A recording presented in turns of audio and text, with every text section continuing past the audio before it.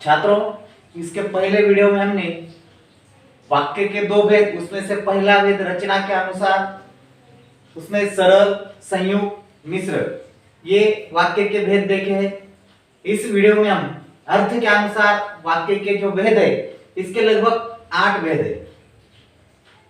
और कौन सा वाक्य, यानी कि जैसे हम वाक्य पढ़ेंगे उसके अर्थ के आधार पर हम उसका या वह किस श्रेणी में बैठता है उसका विभाजन कर सकते हैं। अभी देखो, उसका जो पहला भेद है वह विधानार्थक वाक्य। विधानार्थक वाक्य किसे कहते हैं?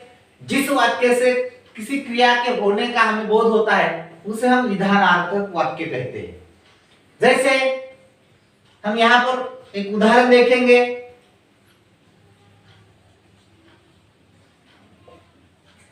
रमेश खाना खाता है। इससे हमें कोई निवेदन, कोई भी वाक्य हो जिससे क्रिया के घटित होने का बोध होता है या कोई निवेदन करता है, ऐसे जो वाक्य होते हैं उसे हम विधानार्थक वाक्य कहते हैं। फिर दूसरा जो भेद है निषेधात्मक वाक्य या निषेधवाचक वाक्य। इसे क्या कहते हैं हम? निषेध, नकारात्मकता, यानी कि जिसमें नकारात्मक यानी कि नहीं ये शब्द होने के बाद वह नकारात्मक वाक्य होगा। और ऐसे जितने सारे नकारात्मक वाक्य हैं ये निषेधात्मक वाक्य के भेद के अंतर्गत आते हैं। अब हमने विधानार्थक वाक्य देखा है, रमेश खाना खाता है। हमें मालूम होता है कि विधान किया गया है, कोई कार्य यहाँ पर घटित हुआ है, यानी कि रमेश ने कौन सा कार्य, कौन सा काम किया? खाना खाने का काम किया। इसे निवेदित करने, इसे प्रकट करने के लिए इस वाक्य का प्रयोग किया गया है, इसलिए हम इसे विधानार्थक वाक्य कहते हैं। जो भी कोई विधान हो, जो भी विधि का विधान जिसे कहा जाता है, जो नियमों के अनुसार होता है, जिसमें कोई परिवर्तन नहीं होता, उसे विधि कहा जाता है। उसे क्या? रमेश खाना खाता है, यानी कि उसकी खाने की प्रक्रिया हो गई। ये वाक्य यहाँ पर लिखा गया है, ये विधानार्थक वाक्य हो गया। इसमें कोई परिवर्तन होने वाला नहीं है, यानी कि जो नियमित रूप से हम कार्य करते हैं उसे प्रकट करने के लिए जिन वाक्यों का प्रयोग होता है उसे हम विधानार्थक वाक्य कहते हैं। अब दूसरा है निषेधात्मक। निषेध यानी कि नकारात्मक सोच। समझो, इसी वाक्य को हम निषेधात्मक वाक्य में परिवर्तन करेंगे या इस वाक्य का निषेधात्मक वाक्य में बदलाव करेंगे, परिवर्तन करेंगे। देखिए इसका वाक्य क्या होगा? रमेश ने खाना नहीं खाया।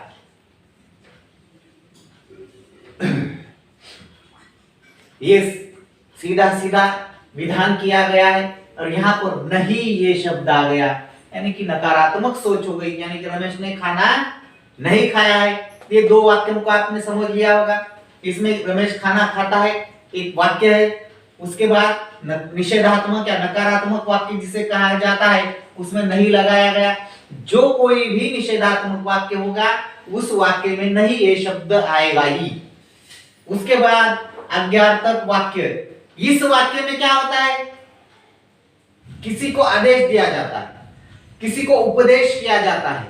ऐसे जितने सारे वाक्य हैं इसे हम आज्ञार्थक वाक्य कहते हैं। अब कौन से है आज्ञार्थक? तुम घर जाओ, तुम पढ़ाई करो, तुम्हें ये नहीं करना चाहिए, यानी कि तुम ऐसा करो। जितने सारे ऐसे जिससे उपदेश हो, जिससे आज्ञा की गई हो, ऐसे जितने सारे वाक्य है ये आज्ञार्थक वाक्य में आते हैं। अब देखिए यहाँ पर हमने एक वाक्य लिखा है, रमेश खाना खाता है। निषेधात्मक वाक्य बना दिया हमने, रमेश ने खाना नहीं खाया।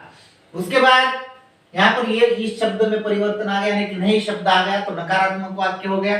अब आज्ञार्थक वाक्य क्या होगा? इसमें उपदेश या प्रार्थना या आदेश होता है, उसे हम आज्ञार्थक वाक्य कहते हैं। इसी वाक्य को देखेंगे हम। रमेश खाना खाओ।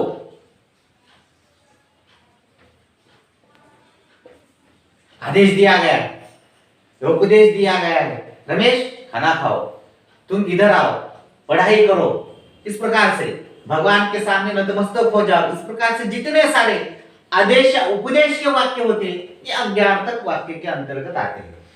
इसके बाद अगला भेद है प्रश्नवाचक वाक्य। अभी जो वाक्य यानी कि जिन वाक्यों में प्रश्नार्थक चिन्ह होगा और प्रश्न बनाने के लिए कौन कौन से शब्द होते हैं, क्या, क्यों, कैसे, किसने, कब, कहां, इन सब शब्दों को हम प्रश्न पूछने के लिए प्रयुक्त करते हैं या इन शब्दों का उपयोग करके हम प्रश्न बनाते हैं।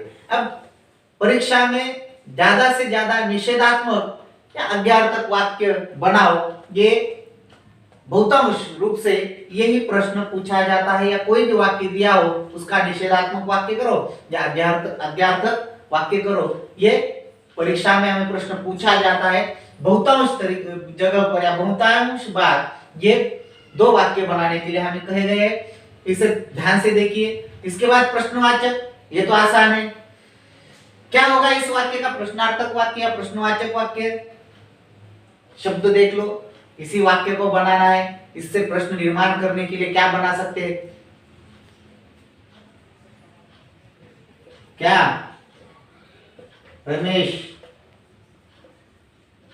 तुम खाना खाओगे? क्या रमेश तुम खाना खाओगे? इस प्रकार से वाक्य हो गया। ये हो गया प्रश्नार्थक, यानी कि क्या ये शब्द आ गया इसमें, देख लो। रमेश खाना खाओ, खाने के लिए आदेश दिया गया। यहाँ पर प्रश्न निर्माण करने के लिए क्या का उपयोग हुआ? प्रश्न निर्माण के लिए क्या, किस लिए, कब, कैसे, क्यों का, इन शब्दों का प्रयोग होता है। लेकिन ज्यादातर प्रश्नार्थक वाक्य बनाते समय क्या इस शब्द से हम प्रश्नार्थक वाक्य बना सकते हैं। अब ये संदेह सूचक वाक्य है, संदेह यानी कि शंका निर्माण। अब कैसे? इसमें ज्यादातर शायद या संभवतः इन दो शब्दों का प्रयोग होगा, जिससे जिन वाक्यों में शायद या संभवतः है, ऐसे बहुतांश वाक्य संदेह सूचक वाक्य में आते हैं। वाक्य देखेंगे हम, शायद रमेश ने खाना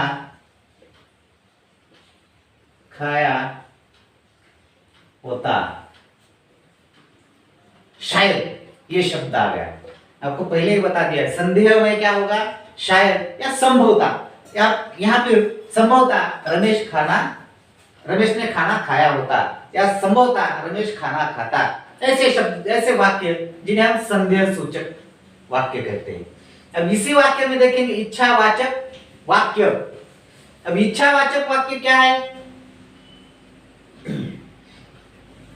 इच्छा प्रकट की जाती है, इससे ऐसा लगता है कि कोई किसी को कुछ मिले, इसके लिए इच्छा व्यक्त करता है। इसी में देखेंगे रमेश को अच्छा खाना मिले,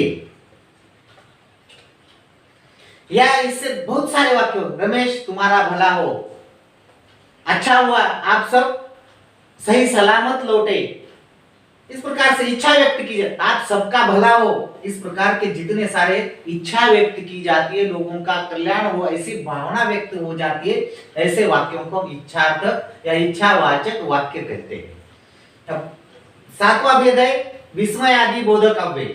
अभी यहाँ पर आपको मालूम होता है, पहले भी हुआ है, विस्मय आदि बोधक अव्यय। विस्मय यानी कि आश्चर्य, आदि और आदि यानी कि दूसरे भाव, हर्ष हो, आश्चर्य हो, घृणा हो, जितने सारे भाव है ये इसके अंतर्गत आते हैं।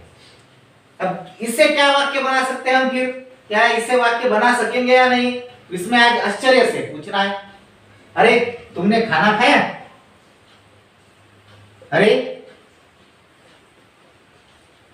तुमने या रमेश ने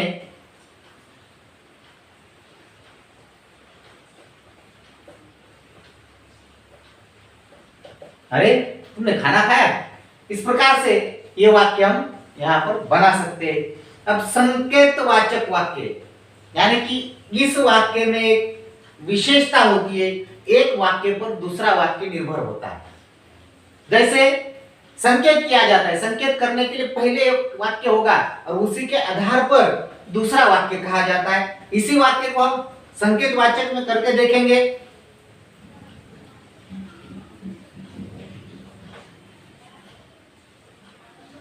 रमेश खाना खाता तो स्वस्थ रहता।